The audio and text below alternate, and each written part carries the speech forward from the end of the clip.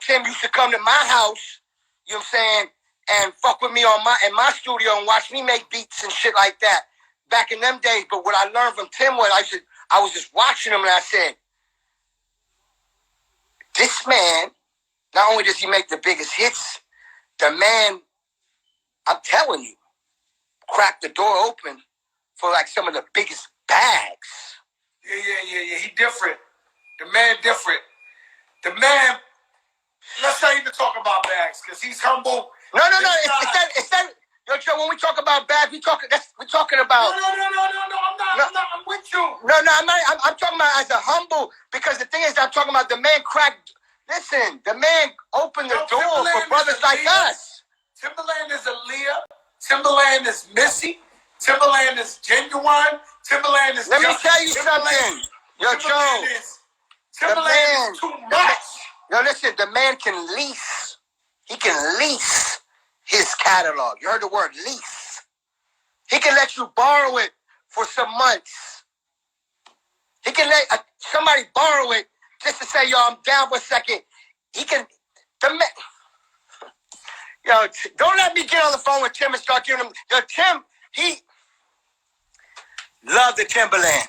You know what I'm saying? Like, shout out to DJ Ericb from Ericb and Rakim on the check-in. One of my favorite. Well, you know Ericb the flyest. You know he's the godfather of this show. Yo, let me tell you about Ericb.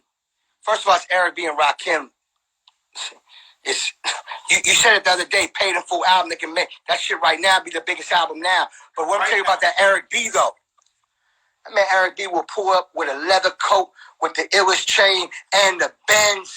No, I'm talking about. I couldn't wait to see the covers or any pictures. Cause I'm like, cause you know I was when I say this, you know, I was a young kid. You know what I'm saying?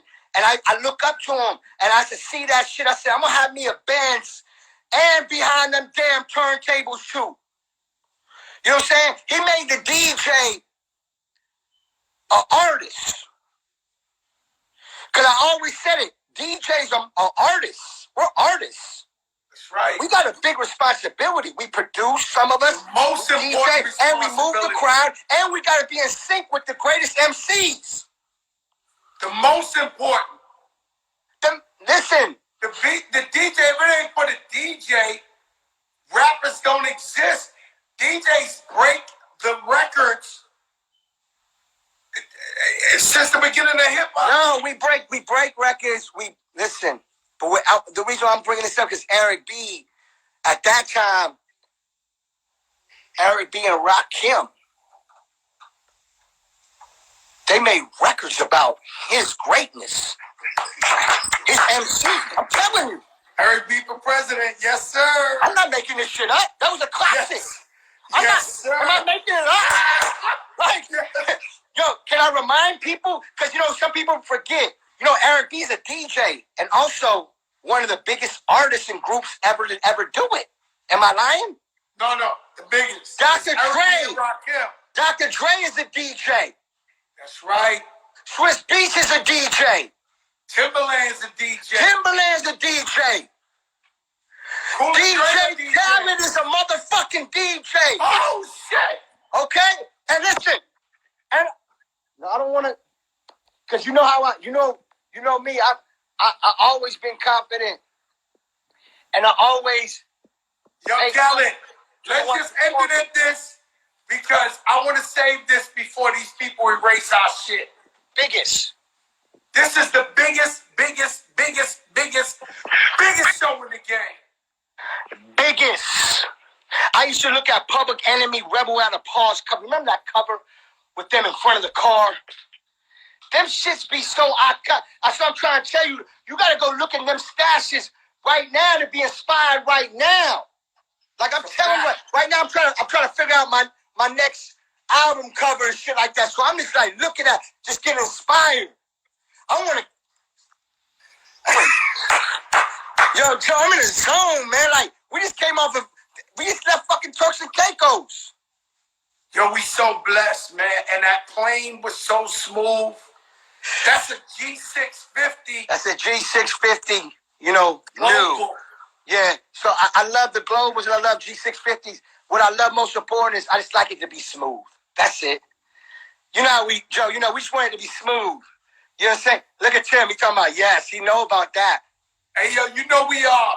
Me and you, we both scared to fly, but we still do it. You on one side, alhamdulillah, bismillah. I'm on the other side, Lord Jesus Christ, please forgive me for my sins. Bless everyone on the plane. Bless the pilots, please, God. Please, God. Yo, we both preaching on the plane. Yo, but we so blessed. Laugh at us. We so blessed. God love us, man. Shout out to Noriega. Drink champs in the building. King in the building. Let me tell you that Drink Champs. Timberland, future Hall of Fame champion in the building. That man Drink Champs, the man Nori, have you taking shots, and you be in the air. While you in the air, look, while you hitting the glasses in the air, the questions coming right after that. Boom. Like now Nori the real one. You know what I'm saying? I love Nori. Nori, you love Nori, and we all family and we chill. But he been trying to get you on Drink Champs forever. We did it. You don't really do interviews like that. So you told him you're gonna do it, and then you called me. I called you that morning, and you told me, "Yo, Joe, I feel like I'm getting a flu or something." I went to your house. I said, "Listen, mother, you gonna make me have to fight." Yo, Nori's the shooter. Yo, listen, we never told Nori that story. Yo, Nori, if you listen. Nori, I called Joe. I will take you to that interview. You're doing that shit. Yo, Nori. Yo, if you listen, Nori, the day we did the interview, I called Joe right when I woke up. And I said, Joe, I know you're not going to believe me, but I'm starting to feel like I need a little rest. I've been going hard. I'm starting to, when you don't sleep and, you start feeling like let me get a little vitamin C. And Joe's like, yo, Khaled, I'm with you all the time. You have to do the interview now. Like, I said, Joe, I didn't call you to say I'm canceling. I'm just telling you that I feel like a little vibe. You know what I'm saying? Let me tell you something. Nori, that's it. I would have had beef. No. Listen, I pulled up to that Drink Champs. We had the best time. First of all, you was fly as hell. Yo, we did a 3 hours. We did a 3-hour interview. I didn't even know it was that long. Was it Dolce? Yo, Joe, you see the new Dolce today? You seen it, right? Was it Dolce? They call me Dolce. Yo, Joe, let me tell you, Joe. Speaking of Nori, I want people to know this. Noriega, at his, we're talking about banned from TV. We're talking about what? We're talking about at that moment, like at that time, the blue T-shirt with the white Nori. I know. No, but you know how big. Nori sold more records than me. Oh, hold on. I'm just telling you. Nori big. I'm talking about big. I'm talking about the energy was just the streets, everything. Like, that's Noriega. Yeah. I drove to New York to see you and Pun. I was in that baby blue M3. I drove by myself from Miami to New York. Myself. I listened to Machiavelli straight through. That many times I just drove the whole time. That's why I come see you, go record shopping. Listen to Funk Flex. Get an inspiration from a Red Alert. Listen to radio. I got it. That's how we do. I knew a promoter that knew Nori. I could have asked you. I don't know why I didn't, but I'm just hustling. I knew a promoter that knew Nori. I think Hitless. Hit. Hitless. Lex. So I was like, yo, Lex, I knew I think he's from Queens or something. I said, yo. Yeah, Lex. So I was like, yo, listen, because you should hire me to do parties. And I'm like, yo, bro, I need to get a Nori freestyle, man. I need that shit. Somehow he got in touch with Nori. He tells me, Lex tells me to go to Queens. So I'm driving. I'm not from New York. I'm in Miami. Miami's my home. I'm going to that. So I'll never forget. I went to some building and Nori pulled up in a Lexus. The Lexus after your Lex, like the newer. It was like he pulled up in a Lexus. Like new money Lex. Yes, and there's Noriega. What? Like, it's like kind of impossible at that time to even have a combo because he's on fire. He's on fire.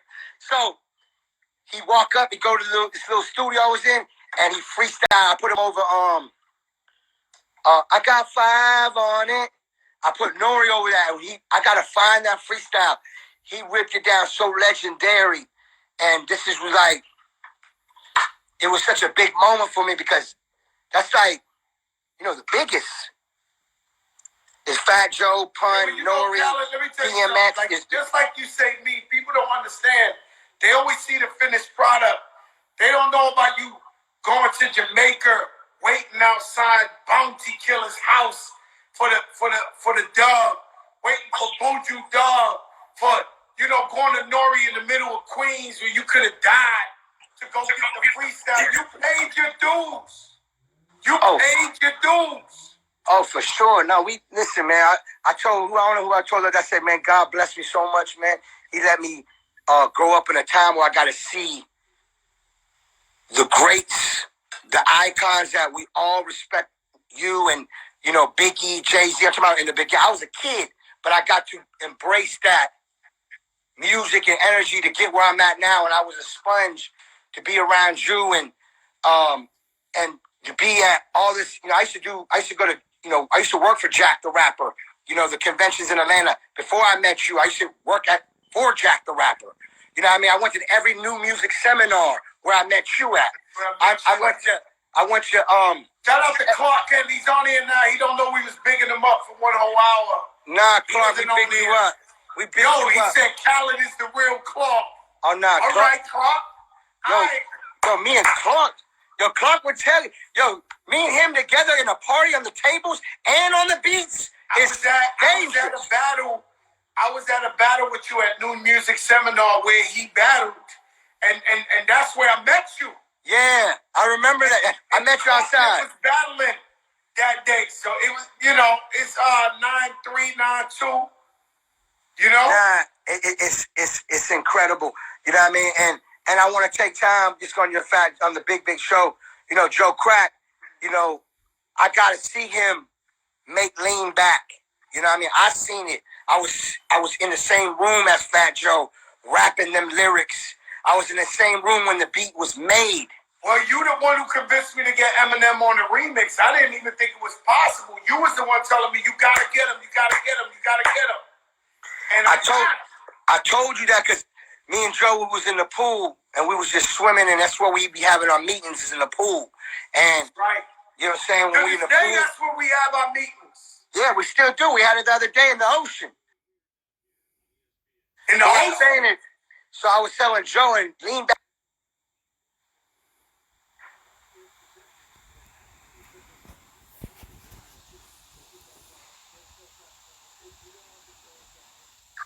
And I said, I'll never forget. I said, it just sold out. Say back what you said about Leanback. I said Leanback. I said, people, I have a rule. I don't like doing remixes unless it's the biggest record ever, because it's just the biggest thing ever. And you know what? We're going to give the fans something as a gift and make a hip hop moment. Some people make remixes to help the record. No. We make remixes because the record's so big. We want to give you a gift. And I'm just telling the truth. And I just remember remixes like Flavor in Your Ear. That's why I brought that up, because Flavor in Your Ear, the original, was so big. How could you outdo the original? You can't. But he made Craig Mack had Biggie. UPS is hiring. LL. Yeah. Buster. So that shit, as a producer and as a DJ, I was like, it's unbelievable. And when you made Leanback, I said, Joe, you have to get the biggest on this. And I said, go get Eminem. And you like, Joe, you told me, Khaled, he's not going to do it. I said, Joe, he's going to do it. It's the biggest record ever, and you're Fat Joe. Don't ever get it fucking confused. I remember you chasing me around the pool, kept telling me that, and then I made the call. Shout out to Paul and M, and they did it. And then we also had Mace's return. Mace's on there. But the thing is, the reason why I brought up Leanback is because Leanback was recorded in Jerusalem. You know that. The vocals, your vocals. You made the beat. I went with you to Scott Storch's house. That's when he was, he had so many different houses. Oh, man. And you was inspiring him how to make the intro and all that shit. And when you recorded, you said, Khaled, I see you. Khaled, I see you. Showbiz born Lord. That shit put a tear in my eye. I'm like, oh shit. This is the biggest fucking record. And this is before it came out. I heard you cut it. I said, this is the biggest record. And it said, Khaled, I see you. And then we shot the video. And you had Kevin Hart in there before he was Kevin Hart. I said, look at God. Look how God, look at God. Look how God.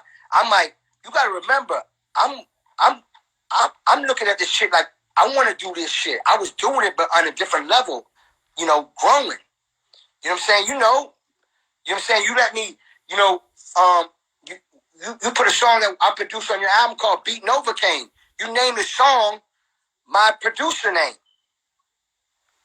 That's right. That shit meant a lot to me. That shit meant a lot to me. You know what I'm saying? I'll never forget them days and them nights. You know what I'm saying? I got to see that, and I'm a part of it, and not even just that. That shit meant a lot to me. And I'm just telling you, as anybody out there that is hustling, trying to do this shit don't happen overnight. You know what I'm saying? I think the baby said some shit on Instagram. He said some shit like, it's the work that people don't see that counts. Some shit like that he said. And that's the truth. That's the truth. And real hustlers salute other hustlers, and I just appreciate how you was never selfish to show love and help people and big people up. And look at me fucking now.